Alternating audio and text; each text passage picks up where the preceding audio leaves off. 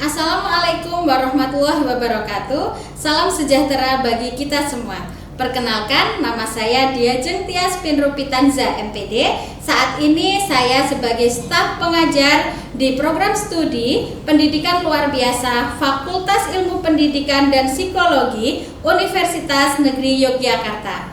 Saat ini salah satu mata kuliah yang saya ampu adalah ortodidaktik autis. Baik, deskripsi mata kuliah ortodidaktik autis ini adalah membekali mahasiswa agar mampu mencapai kompetensi dalam merancang dan menerapkan program pembelajaran baik akademik maupun non-akademik guna mengembangkan keterampilan kompensatoris atau program khusus bagi peserta didik autis. Mahasiswa diharapkan mampu mencapai kompetensi merancang dan menerapkan program pembelajaran akademik yang meliputi asesmen, perencanaan, pelaksanaan, kemudian evaluasi, serta menyusun perangkat pembelajaran guna mengembangkan keterampilan kompensatoris atau program khusus dan akademik fungsional bagi peserta didik autis. Ruang lingkup materi perkuliahan meliputi konsep dasar ortodidaktik autis, kemudian teori belajar yang mendasari pembelajaran autis, pengembangan komponen pembelajaran autis, dan serta menyusun perencanaan pembelajaran baik akademik maupun non-akademik. Mode perkuliahan yang dilakukan untuk mata kuliah ini adalah tatap muka atau luring dengan berbagai metode pembelajaran antara lain ceramah, kemudian diskusi, field study, dan project based learning. Capaian pembelajaran lulusan yang akan dicapai dalam mata kuliah ini adalah sebagai berikut. Yang pertama, mahasiswa menguasai karakteristik peserta didik berkebutuhan khusus, menguasai asesmen pendidikan khusus, menguasai program kekhususan, menguasai metodik khusus pembelajaran bagi anak berkebutuhan khusus, dan evaluasi pembelajaran bagi anak berkebutuhan khusus. Yang kedua adalah mampu menyelesaikan permasalahan pendidikan anak berkebutuhan khusus melalui prosedur ilmiah yang dikomunikasikan secara lisan maupun tertulis. Yang ketiga, mampu mengambil keputusan dan merefleksikan berdasarkan berbagai sumber data untuk memberi layanan pendidikan anak berkebutuhan khusus yang holistik dan non-diskriminatif dengan pemanfaatan teknologi informasi. Kemudian yang keempat adalah tanggap terhadap permasalahan sosial dan aktif berkontribusi dengan perkembangan keilmuan. Dan yang kelima adalah menguasai sistem dan pengelolaan pendidikan khusus. Sistem penilaian dalam mata kuliah ini yaitu penilaian keaktifan mahasiswa serta portofolio berupa proyek dan hasil belajar mahasiswa. Untuk video yang akan saya sampaikan merupakan pertemuan ke-6 dalam mata kuliah ortodidaktik autis dengan sub CPNK, yaitu pengembangan komponen pembelajaran khususnya tujuan pembelajaran bagi anak autis. Indikatornya adalah menganalisis hasil asesmen dan mensintesiskan bentuk program pembelajaran dan komponennya melalui pemetaan kompetensi, yaitu tujuan pembelajaran dengan materi, prinsip penyusunan tujuan pembelajaran berdasarkan hasil asesmen. Assalamualaikum warahmatullahi wabarakatuh. Waalaikumsalam warahmatullahi wabarakatuh. Selamat pagi semuanya. Apa kabarnya?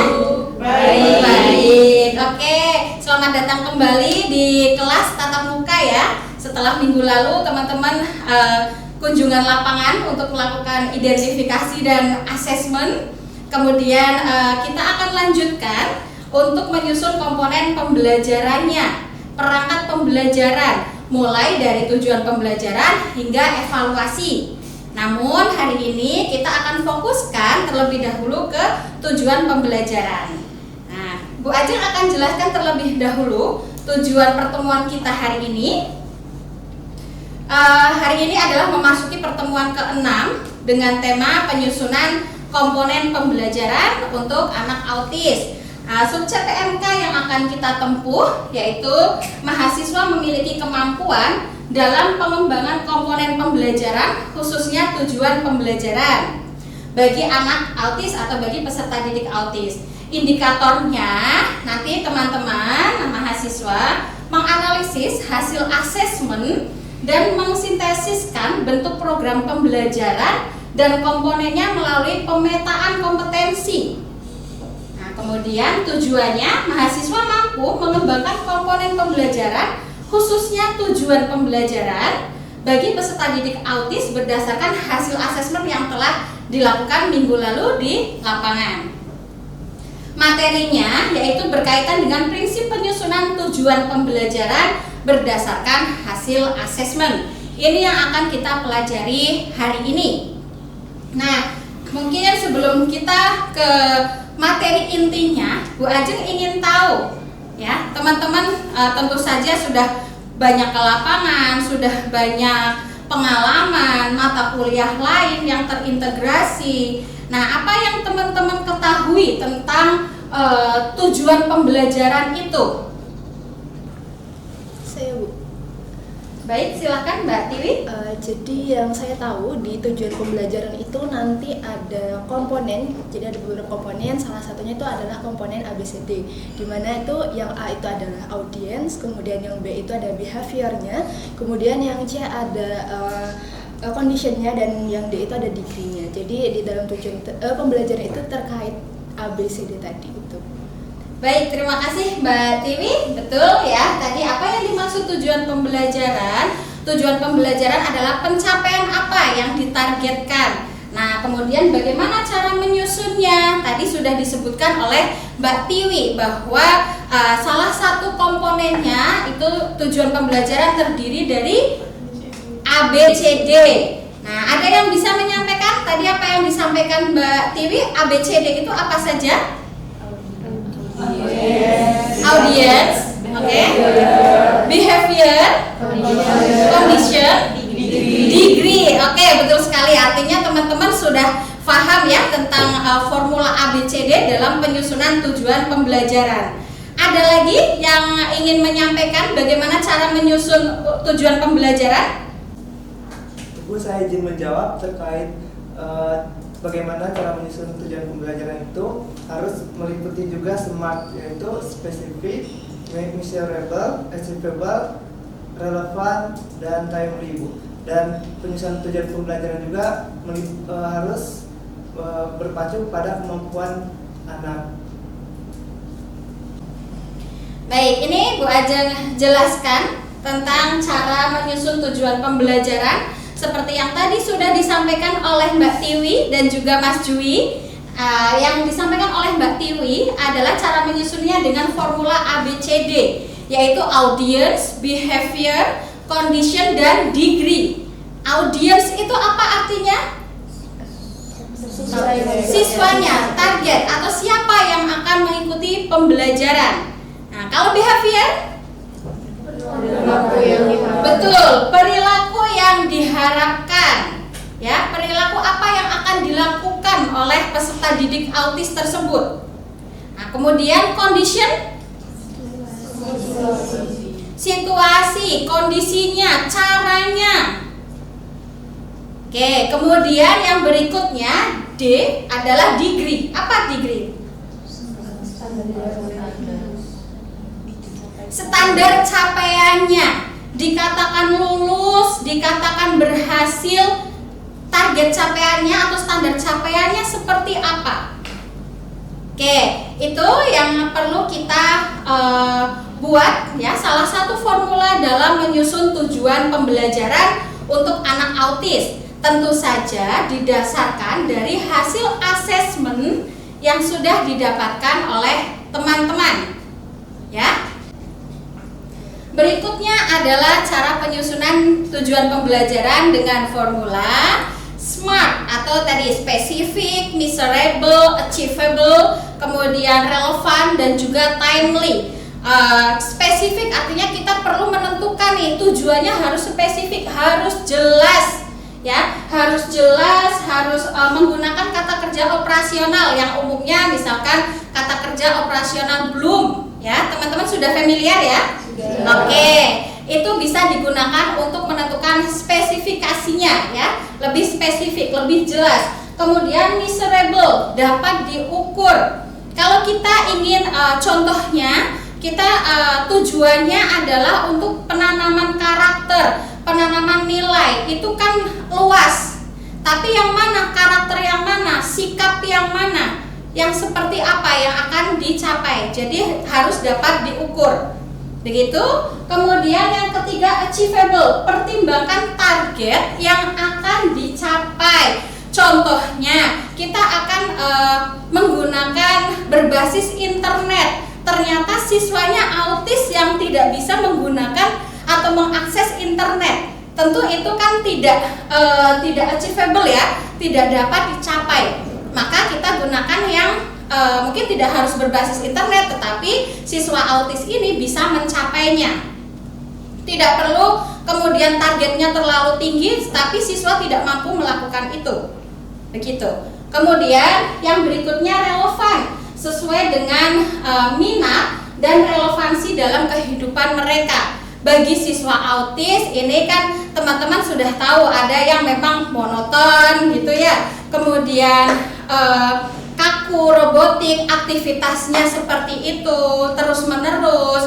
Maka kita perlu lakukan relevansinya, artinya sesuai minat mereka. Mereka sukanya di visual learner, sukanya dengan permainan yang berbentuk visual, maka itu yang bisa kita berikan, begitu. Kemudian yang berikutnya timely. Nah, dalam tujuan pembelajaran perlu kita buat jangka waktunya. Apakah itu akan jangka panjang, jangka menengah, atau jangka pendek? Oke.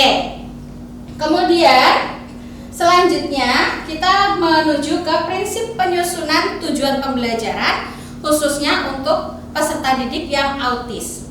Prinsip yang utama itu adalah menggunakan tingkat yang paling mudah sampai yang sulit. Kita buat berjenjang, ya. Jadi kita buat dulu tujuannya, misalkan ada 8 tujuan, ada 5 tujuan, tapi kita buat berjenjang dari yang mudah, yang memungkinkan untuk segera dicapai oleh siswa, hingga yang tingkat paling sulit.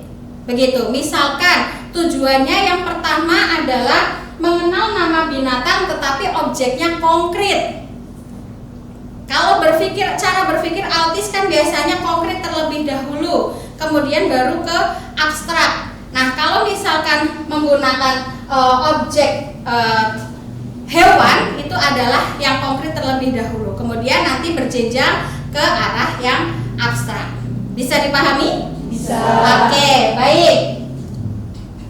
Kita langsung ke berikutnya. Teman-teman minggu lalu sudah ke lapangan dan masing-masing kelompok sudah mendapatkan RPP, gitu ya. Nah, kemudian sekarang silahkan teman-teman diskusikan dengan kelompok, ya, dari RPP di setiap kelompok tadi, apakah sudah sesuai dengan beberapa formula tadi atau belum?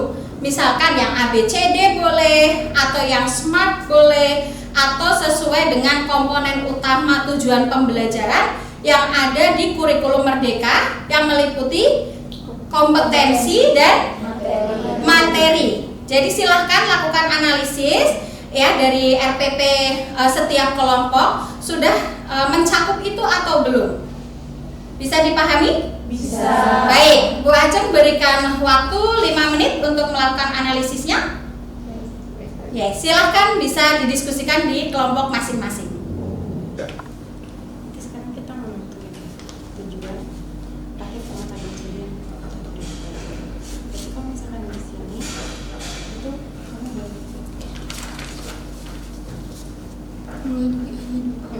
berarti kalau misalkan bagian itu peserta didiknya. Oke, sudah bisa dicari ya mana yang audience, mana yang behavior, mana yang condition, dan mana yang degree. Atau boleh tidak harus misalkan format ABCD, juga bisa menggunakan format yang SMART boleh, atau kompetensi dan juga yang materinya gitu ya, yang bisa dicari.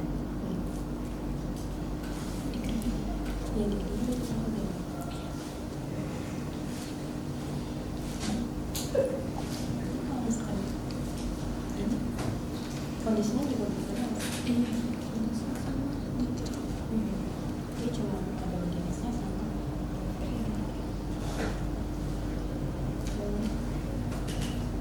Ini 23 film Berarti di sini aja digabung maksudnya.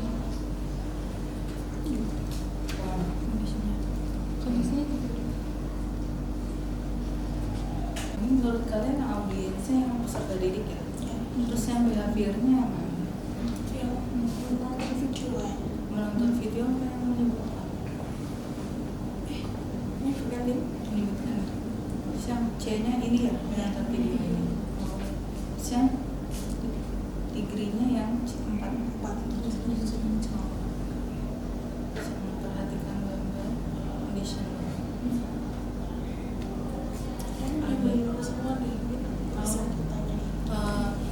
Budi Ajeng, Ya. boleh bertanya, kalau yang ini udah benar apa belum? Oke, dengan menonton video tentang ciri-ciri hujan, peserta didik mampu menyebutkan 4 ciri-ciri hujan. Oke, ini peserta didik menjadi audiensnya, menyebutkan apa yang akan dilakukan peserta didik, capaiannya ya. Kemudian 4 ciri-ciri hujan ya, sudah ada degree-nya dan kondisinya adalah dengan menonton video. Oke, sudah bagus. Ya, tinggal dilanjutkan yang berikutnya. Terima kasih Bu. Ya. Baik, waktunya sudah habis ya, sudah 5 menit. Siapa yang akan presentasi? Ya, silakan Mbak Wika. Hasil dari diskusi kelompok saya tadi, untuk tujuan pembelajarannya itu adalah dengan memperhatikan gambar tentang benda-benda yang digunakan ketika hujan, peserta didik mampu menghubungkan 4 benda yang digunakan ketika hujan dengan penggunaannya. Nah, untuk komponen A di sini itu peserta didik. Lalu untuk yang poin B-nya adalah menghubungkan. Untuk poin C-nya memperhatikan gambar tentang benda-benda yang digunakan ketika hujan. Untuk degree-nya yaitu 4 benda yang digunakan ketika hujan dengan penggunaannya. Baik, terima kasih Mbak Wikan ya atas presentasinya. Itu tujuan pembelajarannya adalah salah satunya dengan memperhatikan gambar tentang benda-benda yang digunakan ketika hujan, peserta didik mampu menghubungkan 4 benda yang digunakan ketika hujan. Betul? Betul. Kemudian menurut Mbak Wikan dan kelompoknya, peserta didik adalah audiens. Betul? Betul. Siapa yang akan mencapai target tersebut? Kemudian mampu menghubungkan adalah behavior. Oke, betul. Kemudian kondisinya adalah dengan memperhatikan gambar tentang benda-benda yang digunakan ketika hujan. Ya, oke. Kemudian degree-nya atau target capaiannya adalah 4 benda. Ya, jadi ada degree-nya, ada target capaiannya. Itu measurable juga ya, terukur. Jadi artinya target kelulusannya adalah ketika bisa mencapai atau ketika bisa menghubungkan 4 benda. Begitu ya. Oke, baik, terima kasih Mbak Wikan dan teman-teman untuk presentasi dan diskusinya hari ini. Untuk mengakhiri perkuliahan hari ini, nanti tentu saja ada evaluasi. Ya, evaluasi yang harus dilakukan teman-teman nanti silahkan bisa mengakses LMS di Bismart UNY ya. Kemudian bisa mencari untuk course-nya ortodidaktik autis seperti biasa, dan kemudian di sort saja di topik ke-6 ya, karena hari ini pertemuan ke-6. Di topik ke-6 kemudian ada evaluasi di dalamnya. Silahkan teman-teman kerjakan di sana, kemudian segera di-submit. Gitu ya.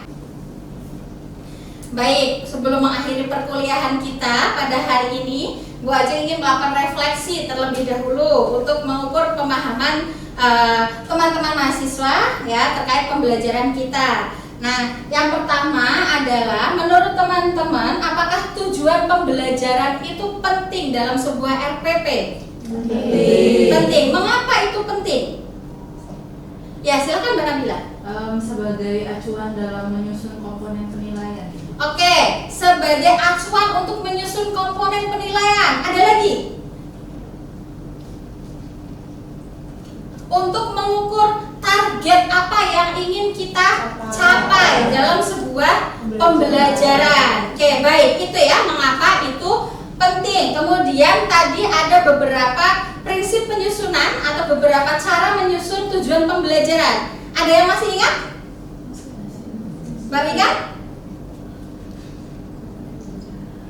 Formula apa yang pertama? ABCD, ABCD, SMART, SMART, terus kompetensi dan materi. Betul. Ada 3 cara untuk menyusun tujuan pembelajaran. Baik, jadi bisa Bu Ajeng katakan bahwa teman-teman sudah bisa memahami materi yang kita pelajari pada hari ini. Ya. Nah, sebelum mengakhiri, Bu Ajeng ingin bertanya, kita refleksi terkait perkuliahan kita. Menurut teman-teman dengan cara berdiskusi seperti ini, apakah bisa memberikan dampak yang baik atau manfaat atau lebih bisa memahami materi atau tidak? Bisa. Apakah ada masukan lain mungkin yang bisa dilakukan untuk moda perkuliahan kita?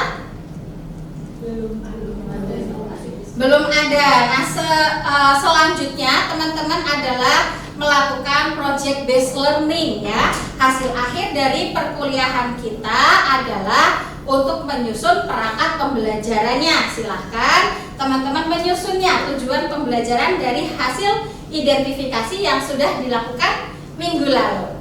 Baik, minggu depan kita akan beralih ke materi berikutnya, yaitu masih di komponen, tetapi kita akan belajar tentang bagaimana menyusun materi, media, ataupun metode ya, bagaimana memilihnya agar bisa sesuai dengan hasil asesmen anak autis yang sudah teman-teman lakukan. Oke, baik, mungkin itu dulu pertemuan kita hari ini. Terima kasih atas antusiasmenya, atas kehadirannya. Saya akhiri, wabillahi taufiq wal hidayah. Wassalamualaikum warahmatullahi wabarakatuh. Sampai bertemu minggu depan. Terima kasih.